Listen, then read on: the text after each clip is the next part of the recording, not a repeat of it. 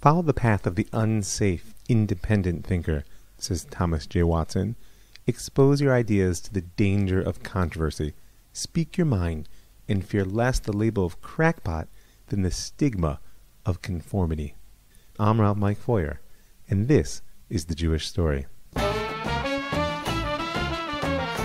Episode 12, Movement and Controversy. Our brethren, sons of Israel, as you know, new people have appeared, unimagined by our forefathers, and they associate amongst themselves, and their ways are different from other children of Israel. In their liturgy, they behave in a crazed manner and say that their thoughts wander in all worlds, and they belittle the study of Torah and repeatedly claim that one should not study much, nor deeply regret one's transgression. Therefore we have come to inform you, children of Israel from near and far, and to sound to them the voice of excommunication and banishment, until they themselves repent completely. That's not just a ban, that's a declaration of war. And we're going to need to understand why it was that the teachings of the holy Baal Shem Tov and the behavior of his followers aroused such ire. Now, since the time the Besh left the world in 1760 on our last episode, groups of Hasidim began to pop up all throughout eastern Poland and the Ukraine. It's impossible at this point to estimate their numbers, but the anti-Hasidic literature of the mid to late 18th century is filled with descriptions of Hasidim who, quote, are quite ignorant of any knowledge, having studied neither the mysteries nor Gemara or legal codes, stripped bare and wailing aloud, prancing upon the hilltops. It's clear they weren't beloved, and it's also clear that what had been an idea was becoming a movement, and that the movement was spreading. Now, a few things occurred in the wake of the Besh death, which really contributed to the rise of a Hasidic movement as opposed to simply an idea or even just groups of Chasidim, which had existed, as we noted in the last episode, for many centuries in Europe. The first was the final end of the Council of the Four Lands. This overarching communal body had ruled over the affairs of Polish Jewry for nearly 200 years, collecting taxes, upholding religious standards, and maintaining intercommunal economic and social relations. We've spoken about it at length. But despite being a pillar of medieval Jewish life, it was not destined to be part of the modern era, because, as we'll see further along, the modern state is on the rise.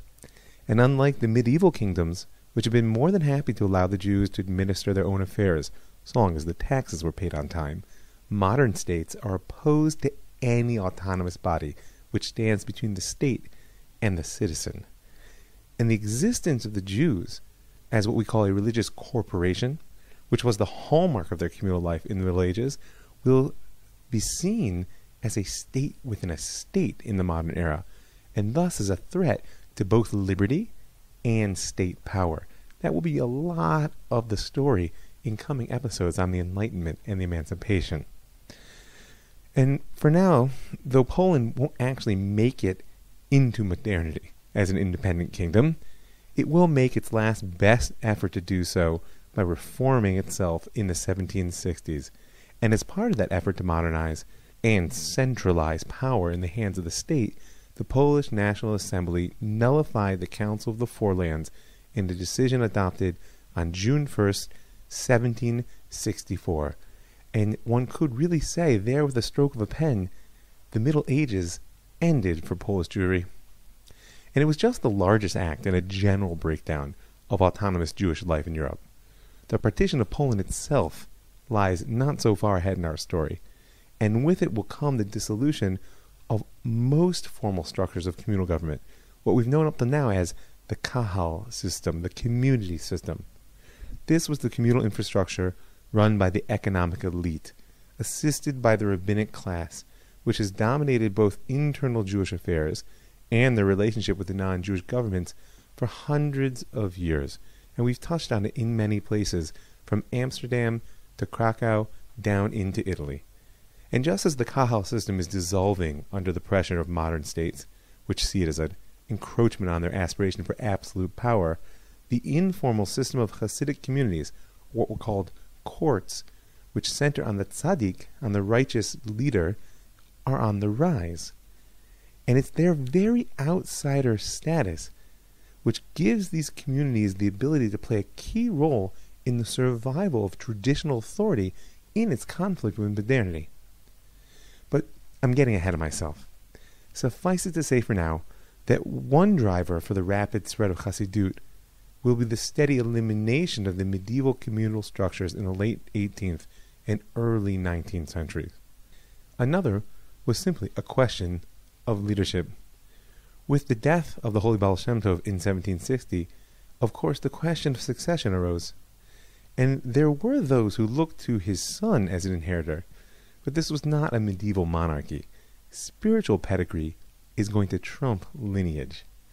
There were those who assumed that the mantle of leadership would fall to the man who had been closest to Baal Shem Tov while he was alive, and truthfully one of his oldest followers, and had been the first to popularize his teaching in print, the Toldos Yaakov Yosef. Rav Yaakov Yosef of Polinoia was already an accomplished scholar in his own right when he became a disciple of the Besht in the mid-18th century.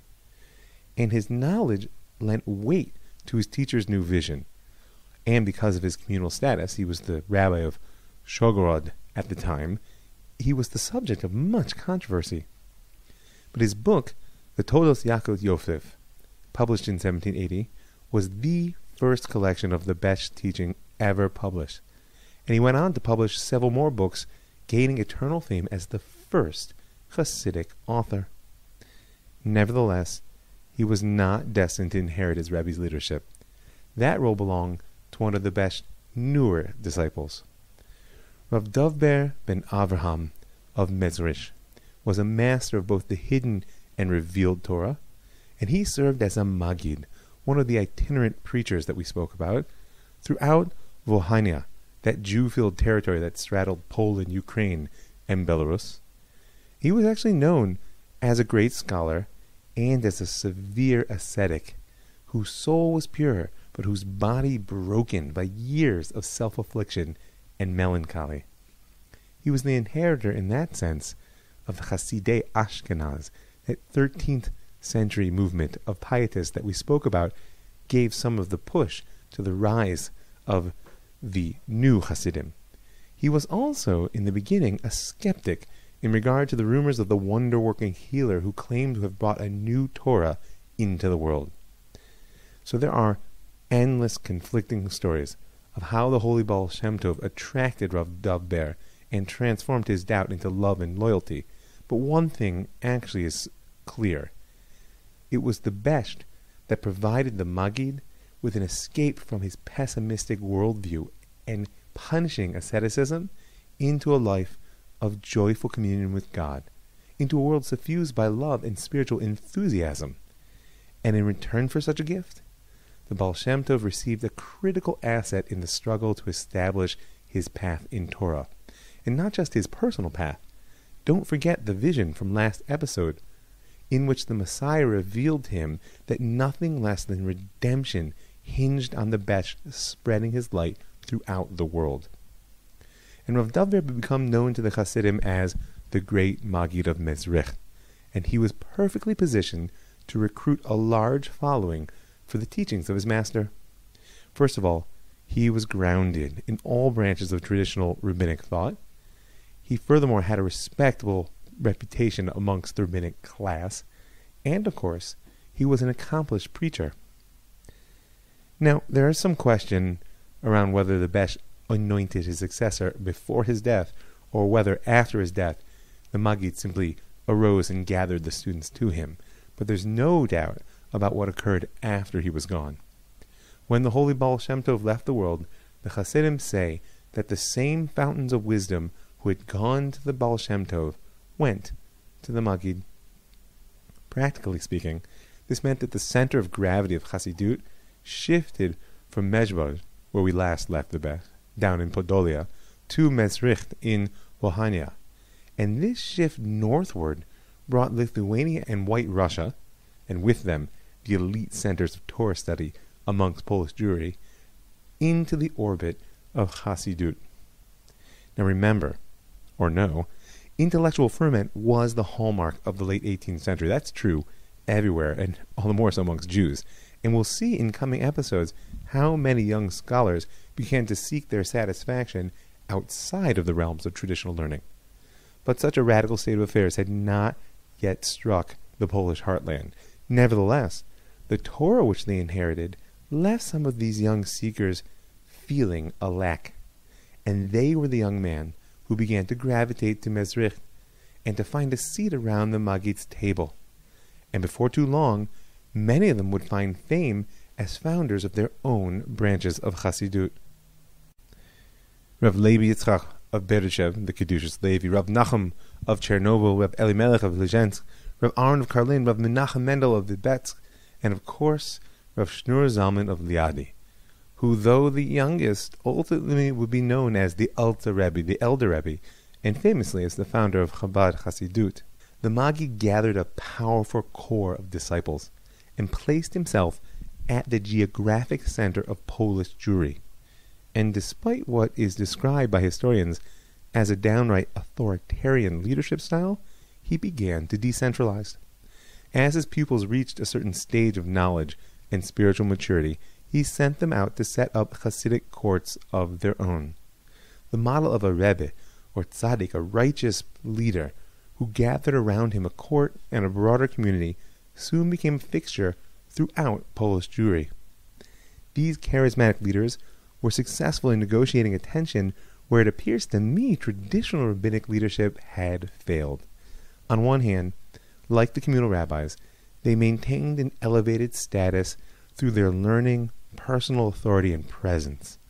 On the other, they strove to embody the Torah of the Baal Shem Tov as it was taught by his student, the Toldos Yaakov Yosef. When the tzadik is isolated on the highest rung, he has no point of contact with the commonality of the people. Only when he stands upon the lowest rung is he able to help them rise up. In other words, in order to breathe life and spirit into the people, the Baal Shem Tov taught that the tzadik must remain at one with them and not stand above. However, in order to truly play intermediary between the people and God, he also required time to be alone and commune with his master in heaven. And thus, the tzaddik needed to be supported by his followers in order to free him from the yoke of material life. Now, as the generations passed, and the doctrine of what became known as practical tzaddikism by the Enlightenment Jews who were not so fond of it, that developed, the Rebbes became more and more a source of fulfillment for all of the Chassid's needs, be they spiritual or material, and he became what was often an autocratic absolute ruler over his community. And eventually, the institution of the tzaddik would become a source of serious intra-Jewish polemics. Some criticized the very idea of such a spiritual intermediary between God and a Jew on religious grounds. Others claimed that these charismatic men were nothing more than charlatans exploiting the gullible, the superstitious masses, by promising them material and spiritual salvation in return for their own economic benefit.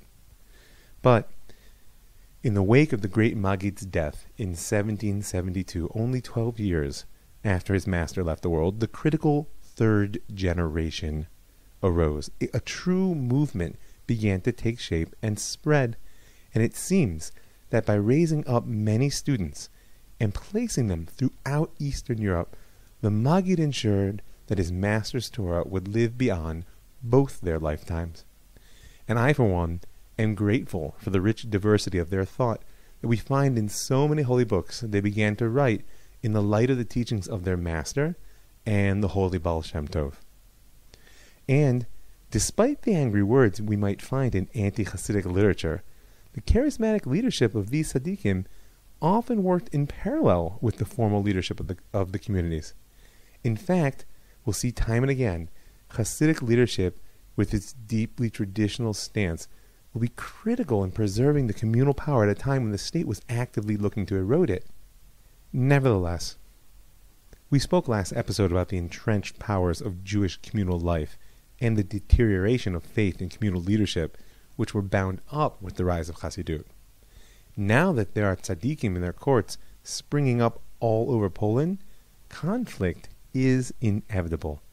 And we could descend into the details in particular challenges, especially how the charismatic nature of Hasidic leadership was often far more successful in enforcing law than the bureaucratic approach of the communities, or how the tzadikim gradually gained control over the backbone of Jewish economic life that was the leaseholding from Polish noblemen through their devoted followers. But rather than attempt to tell it all, I want to pick one issue which in many ways encapsulates all the dimensions of the conflict between the Chasidim and the Mitnagdim, the opposers, as their opponents became known in Hebrew, and that's the issue of shechita, ritual slaughter.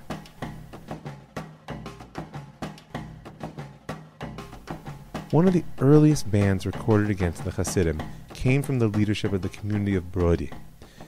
Anyone who from this day forward goes out in white clothing will be stripped in the middle of the street and become subject to public scorn and derision. If a guest arrives in our community who refuses to eat meat slaughtered by the regular slaughterers or practices some new custom, his host must inform the community leader so that he may cast him out and expel that man from the city. There's a lot in those few words. The white clothing is a detail that refers to some of the mystic customs that were popularized by the Chasidim, like wearing white on Shabbat, something which today is widespread. The very idea that it was problematic to practice new customs speaks to the deeply conservative side of traditional society. But for our purposes, the critical element was the refusal to eat meat slaughtered by the regular slaughterers. One of the earliest identifying customs of the Baal Shem Tov and his followers was their strict stance on the sharpness of the knife used for ritual slaughter. Now, you may or may not know that Jewish law mandates that the act of slaughter be as painless as possible, and therefore the knife used to cut an animal's throat must be razor sharp. However, too sharp a blade is delicate and may be nicked by the very flesh it's cutting, and such a nick in the blade will actually invalidate the slaughter altogether because it tears the flesh of the throat rather than slicing it. And anyone who eats meat slaughtered with such a nicked blade is in violation of a Torah-level prohibition. Now, the early Hasidim insisted that their slaughterers pass their stone-sharpened blades over a leather strop after using the grindstone in order to produce the sharpest possible blade, despite the risk of such a blade being nicked by the animal's flesh. And their insistence was based on the teaching of their master that certain souls were reincarnated in the bodies of cows and chickens in order to achieve some tikkun, some spiritual fixing through their slaughter and their consumption by the righteous. The super sharp blade was necessary in order that the slaughterer help the soul achieve this tikkun, this fixing, without causing any undue suffering. Now, the communal rabbinate may or may not have shared the Hasidic belief in reincarnation. But even if they did, they were far more concerned with the chances that such a blade would actually invalidate the animal rather than making it permissible to eat, making it kosher. And thus a class of Hasidic slaughterers was born. The followers of the Besh often refused to eat the meat of the communal slaughterhouses, and therefore they began to train and employ and pay their own slaughterers. Now, lest you think this is just a question of legal hair splitting, because indeed if you look into the legal literature there were many reasons to say that at least after the fact such a blade was completely permissible, or of some strange mystic sensitivity. I don't know about your opinions on reincarnation into animals, but you have to know actually the socioeconomic side of the story, because the tax on the supply of kosher meat was one of the most important sources of income for the autonomous Jewish communities of Poland at the time of the rise of Hasidut. Therefore, the creation of a separate class of Hasidic slaughterers was not only religiously offensive, never undervalue the power of that stance of holier than thou, it was actually potentially economically devastating. And, at least indirectly, these slaughterers amounted to a challenge to the authority of the Kahal, because they suddenly became an extra-communal group, intervening in a question that had always been completely in the hands of the communal leadership. Now, eventually, the social reality created by the rapid spread of Hasidut will lead to the recognition of their slaughterers and their incorporation into the communal infrastructure. But we're not there yet. These are the days of conflict. And in addition to this type of nexus of ritual and socioeconomic power, there were more fundamental, and I would even say existential, differences between the worldview of the Chasidim and the Mitnagdim that opposed them. And it seems that these were the differences that motivated their greatest opponent to take his first public stand.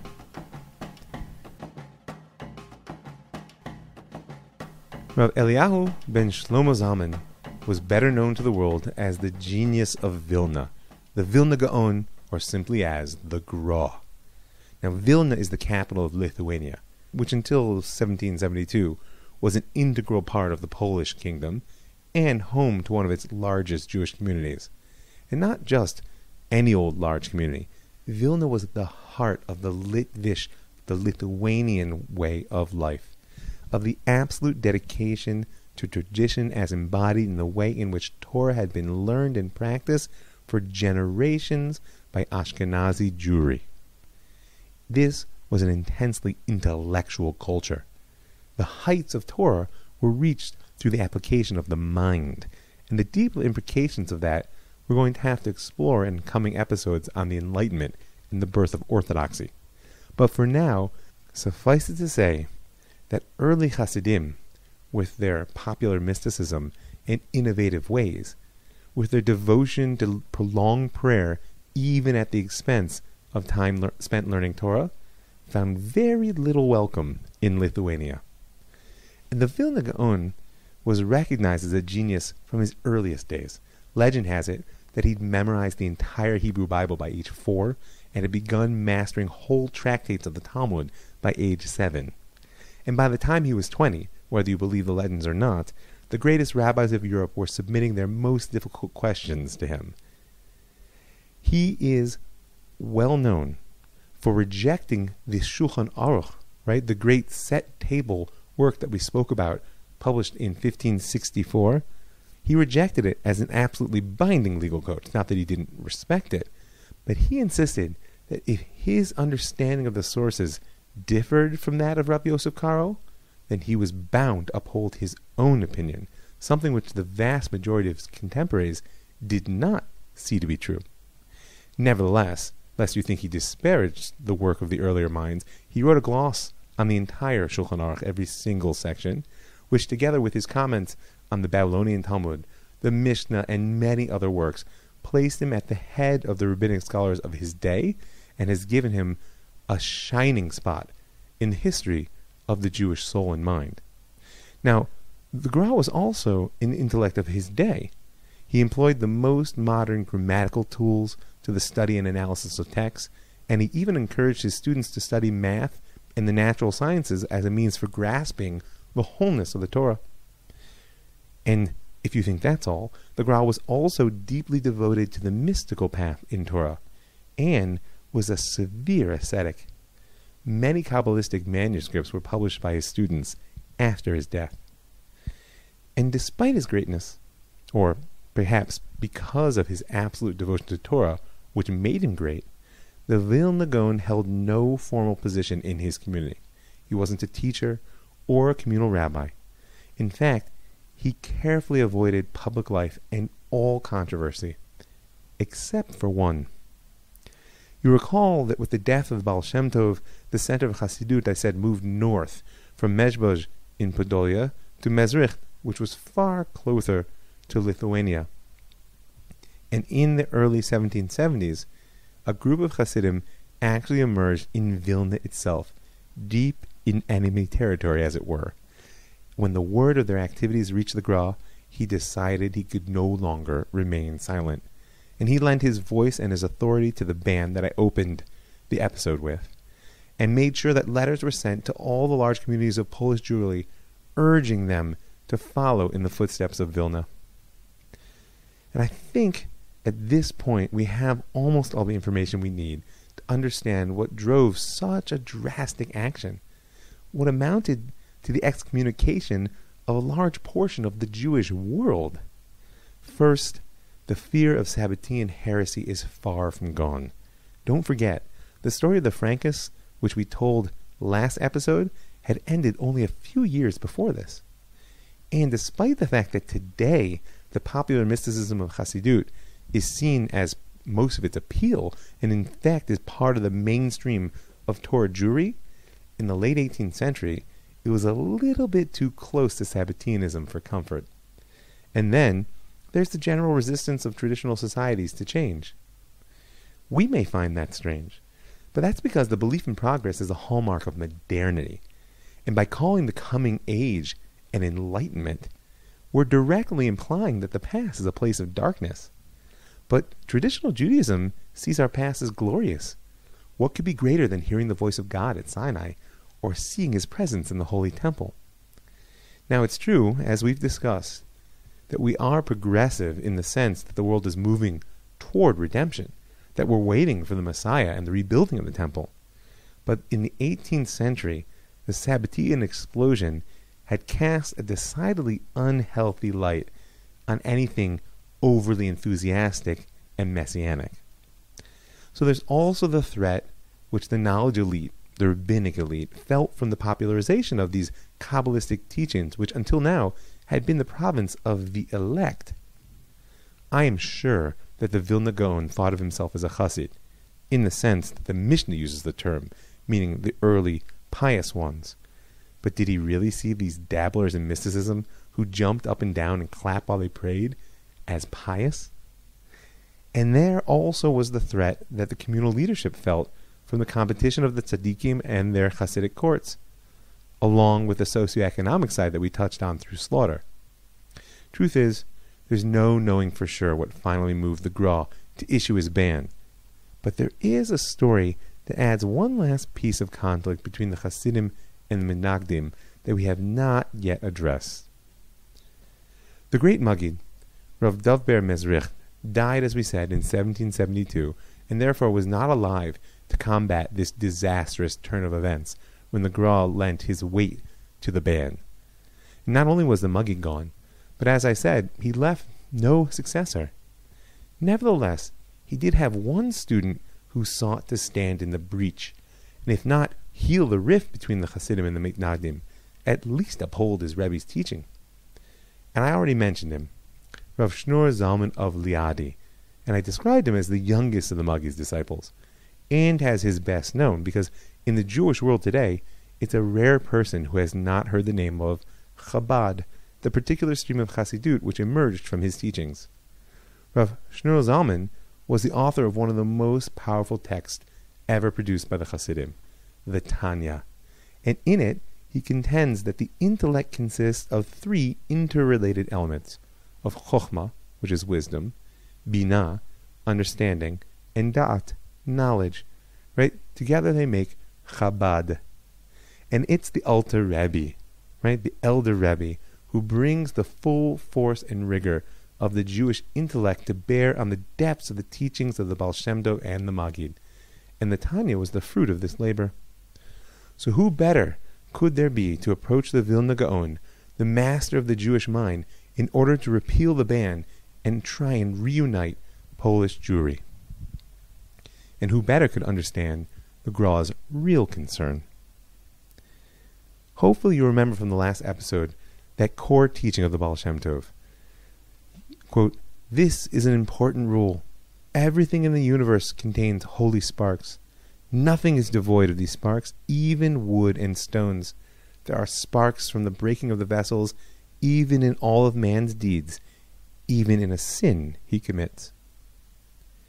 Now before the Baal Shem Tov, such a radical theory of what we call God's immanence, the notion that God truly fills the whole world, had been unknown in Jewish thought, not in Kabbalah, not in general philosophy, unless you count the pantheism of Spinoza. And of course, the Besh did not agree with Spinoza. He saw God as both immanent and transcendent, as filling and surrounding the world, while Spinoza said there was only God or nature, no transcendent divine at all. If you don't know what I'm talking about, go back and re-listen to the end of episode 10. But the Baal Shem Tov went further in his approach to immanence than even Spinoza in his own way. He taught that there is no real distance between man and God. Any experience of distance is merely an illusion, which God created for the purpose of teaching us to strive to overcome the gap. The Holy Baal Shem Tov loved to tell a story about a king who surrounded himself with walls and gates that were only an illusion, and who promised a great reward to anyone who would reach him despite all the obstacles. Some reached the first gate, others proceeded deeper, but only the king's son, with great effort, made it all the way to the king. And then he saw that there was really no barrier separating from his father, for it was all an illusion. God surrounds himself with many barriers, which at first glance we cannot breach, but the truth is, as the Baal Shem Tov says, the whole world is full of his glory, and that every motion and thought, everything comes from him. By means of this knowledge, there is no longer any barrier separating between man and God, and with this all the workers of iniquity are scattered. It sounds powerful to me, but the Gra was deeply alarmed by these teachings, seeing in them not only the shared roots of Sabbateanism, but of downright idolatry.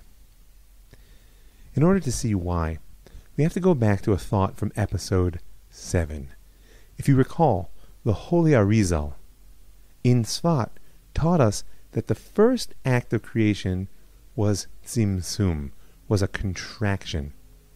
That when God desired that there be creation, he first made a space of emptiness into which he then projected the light of creation. In essence, the Hasidim and the Mitnagdim were arguing about whether the Ari meant this literally. Was tzimtzum real? Is the context for creation the absence of God, as the Mitnagdim held, and therefore the only way to bridge the gap between creation and creator is through the revealed divine grace of the Torah and the mitzvot, that there is actually an absolute distance between us and God?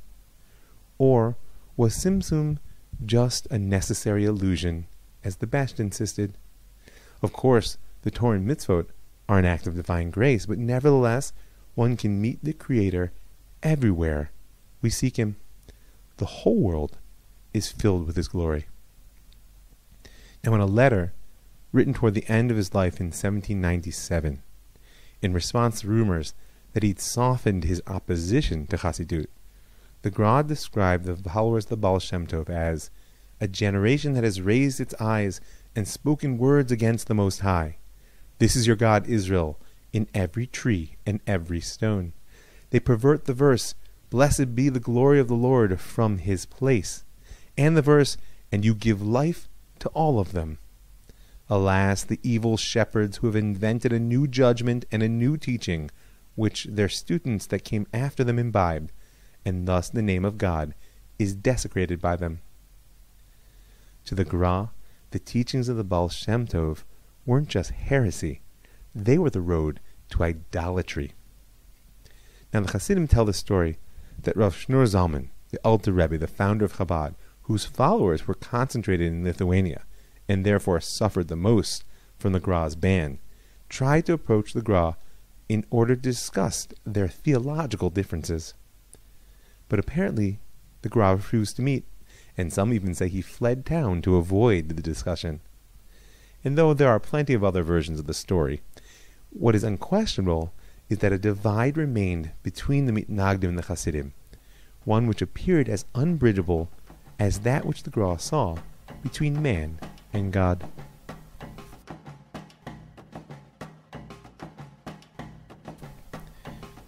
So before we can close out the episode, we need to return to the big picture. Because while the Jews are embroiled in our intra-communal and theological struggles, fully convinced, of course, that this is all that matters in creation, there are larger forces at play around them.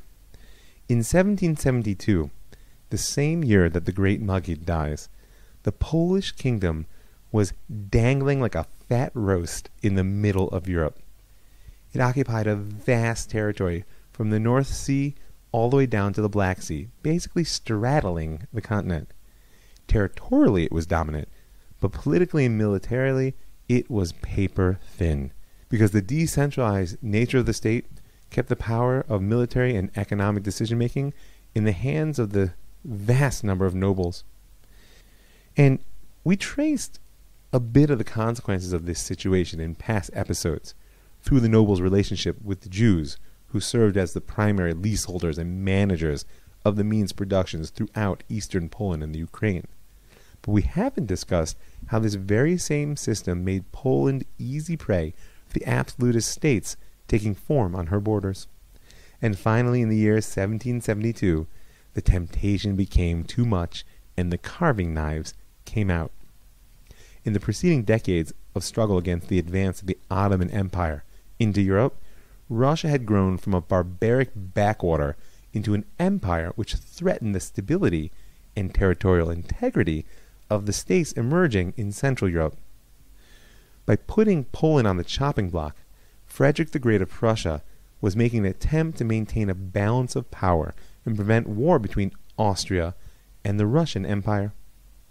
Now, the details of the emergence of the concept of the balance of power between European states and the role that it will play in world politics all the way through World War II is beyond the scope of our discussion at the moment. Just note that it has its first powerful expression in the three partitions of Poland which took place between 1772 and 1795. Austria, Prussia, and Russia all took a piece, though the Russians got the lion's share, or I guess the bear's share as the case may be, and the Polish-Lithuanian kingdom, which had dominated Central Europe and been such a great home to the Jews, disappeared as an independent entity for more than 100 years. And more importantly for our story, the great body of Polish Jewry, which since its rise in the 15th century had become the majority of world Jewry, was now divided in three. This was more than a territorial division, because overnight the Jews in the annexed territories passed from living under the rule of a feudal society run by the nobility to residing in centralized absolutist states.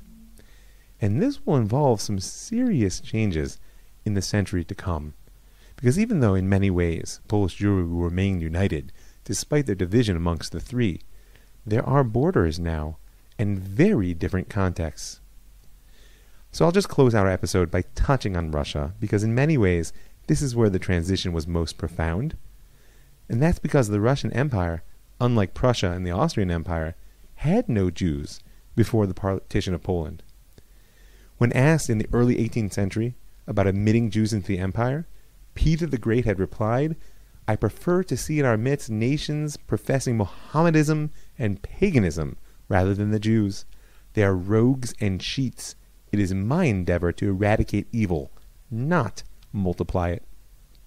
But in 1772, with the stroke of a pen on the map, the Russian Empire was transformed from a place where Jews had no legal residence into the ruler over hundreds of thousands of them. Nevertheless, despite the fear which the words of Peter the Great might evoke at such a situation, when the Jews arrived at Shul for high holiday services in the fall of 1772, they found an official proclamation nailed to the door with an entirely different tone. It is understood that the Jewish communities dwelling in the towns and the lands joined to the Russian Empire retain and preserve those freedoms that they now enjoy by law, because the humanness of her imperial majesty will not permit anyone to be excluded from her all-encompassing generosity, as long as they, for their part, live and pursue their present trades and business according to their callings. The Her Imperial Majesty referred to here is Catherine II, also known as the Great, who ruled the empire from 1762 to 1796 and was the one who ushered Russia into the modern era. And this proclamation sounds downright friendly, because Catherine the Great was the paragon of the enlightened absolutist. The theory of enlightened absolutism was actually articulated in an essay by her companion, or at least contemporary, Frederick the Great, the ruler of Prussia who engineered the partition of Poland. And we'll speak about the Enlightenment at length in a coming episode. But for now, a word on Frederick's theory of enlightened despotism. He saw royal power as emanating not from the divine right of the Middle Ages, but from a social contract, that foundational concept of the Enlightenment. In essence, to Frederick, the despot was entrusted with the power to govern, and in return was responsible for improving the lives of their subject. They codified laws along rational lines, limited the traditional power of the nobility and the church, reformed peasants' legal and tax burden, promoted trade, sponsored culture. It was great. And critical for the Jewish story will be that in order to do all these enlightened things, the ruler aimed to remove any class, any autonomous body or legal structure which stood between the citizen and the centralized government administration. Because the enlightened absolutists believed that the sovereign knew the interests of his or her subjects better than they themselves did. And so the Jews received the good news that they were now part of the Russian Empire, and as such, welcome to join in its march toward modernity. And in point of fact, the Jews of Catherine the Great's state were quickly integrated into the legal status of the urban class, and actually given the right to participate in urban government, which means that it was actually Russia that was the first state in Europe to grant the Jews some limited form of emancipation. But Catherine the Great wasn't just an Enlightenment despot. As Tsar, she was also the head of the Russian Orthodox Church. And in that capacity, she would have to struggle with the other side of the story of these newly minted Russian Jews. Because the traditional Jew hatred of the Russian Orthodox culture will be largely impervious to the thoughts of the Enlightenment. It was the clergy that had led the drive to keep the infidel out of Holy Mother Russia for centuries after all. And the church will join with entrenched interests of the Russian merchant class, who are in no way excited about empowering the Jews as economic competitors, no matter how many Enlightenment economists try to teach them that competition is good for everyone. And these two poles, the desire to integrate the Jews into society and the rejection of Jews as religious and economic foreign competitors, will drive the Russian government's policy toward the Jews until the Tsar is deposed by the revolution in another 140 years. And in a more immediate move, Catherine will try to resolve the tension in 1791 by creating the Pale of Settlement, that massive Jewish ghetto stretching from the North Sea to the Black Sea, where traditional Jewish life, and in particular Hasidut, will maintain much of its momentum. And we will return to the Pale. It will hold a central point in the story of the Jews going forward. But for now, just note that the parts of Polish Jewry that wind up in Prussia and Austria will have a very different trajectory as the forces of intellectual and cultural enlightenment begin to work away at the structures of traditional society that were already weakened by the struggles of the 18th century.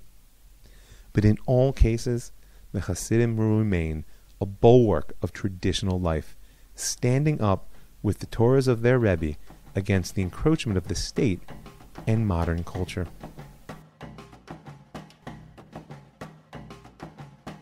So, just to close things out, when the Besh died in 1760, he'd managed to transform his personal experiences of the divine into profound Torah thoughts. And his successor, the great Maggid, Rav Dovber, succeeded in crafting a mass movement out of his teacher's vision, though at the cost of great controversy. And furthermore, the late 18th century was a time of transformation for the Jews as a whole, not just the individuals, but the community itself. In 1764, don't forget, the absolutist spirit of the day nullified the Council of the Four Lands, that bastion of Jewish communal autonomy. The social, religious, corporate status that the Jews had enjoyed was a holdover from the Middle Ages, and infringing on the authority of the ruler, and as such had no place in the modern state. Then Poland itself lands on the chopping block in 1772, and the old communal system of local rule began to totter, though Hasidut will help uphold traditional communal authority in the face of modernity. But for now, I just want you to appreciate that the religious and political infrastructure that held the largest segment of world Jewry together for the last 1,000 years is collapsing. And we haven't even addressed the intellectual challenges on the horizon. There are many trials ahead for European Jewry, and the coming century will offer essentially 3 paths to overcome them. One will be socio-cultural. The Enlightenment and its handmaiden emancipation are coming. These are complex movements, and we're going to have to give them a full treatment. But in essence, they will offer assimilation of one sort or another as the solution to overcoming the suffering of the Jews. Another path ahead will be political. Zionism is soon to appear on the horizon, and its visionaries will offer the path of national rebirth as the key to a future free from pain and fear. The third way which Am Yisrael takes is not to overcome or alleviate their suffering, but rather to transform it into a source of positive identity through mythic living. The Baal Shem Tov and his disciples didn't just speak to what hurt the people, or even offer them solutions which could ease their pain and heal the wounds of exile. The Chasidim created a world in which redemption could play out within the psycho-spiritual life of the individual, and where I could live in a redeemed state even while still in exile. They bridged the gap between heaven and earth and made God present wherever we are, even in the darkest and most ignorant corners of exile. And I know that may sound like a fantasy, but oftentimes myth has a staying power which can outlast reality itself. I just want to thank a few people. I want to thank the people who give their hard-earned money and help make this show possible. And I want you to know, here in the last hours of the Hanukkah holiday, I'm looking for 36 new supporters. I want you to go right now to www.patreon.com/mfoyer, and you can find my M Foyer page and hit the donate, become a patron button now, and you can put your money where your ears are. Or you can go to my Rav Mike Foyer Facebook page, or you can send me an email at ravmikefoyer@gmail.com and join in helping me make history. I want to thank the Land of Israel Network for providing a platform to reach so many wonderful people. I want to thank the Pardes Institute, that's pardes.org.il, for giving me the opportunity to teach so many wonderful Jews. I want to thank Sulam Yaakov because it's my home. And I want to thank you for listening. I'm Rav Mike Foyer, and this is The Jewish Story.